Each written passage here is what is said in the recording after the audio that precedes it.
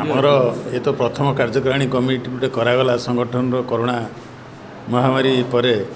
ये सामान्य ये तो अल्प लोकर गोटे आयोजन कराई आमर आगामी दिन आर गोटे विस्तृत प्रोग्राम करा आगामी एनएससी इलेक्शन अच्छी जो विरोधी मेंत्र डबल इंजिन कहूथुआ दल आमको प्रतिहत करने चाहते तार प्रतिहत करने ये मात्र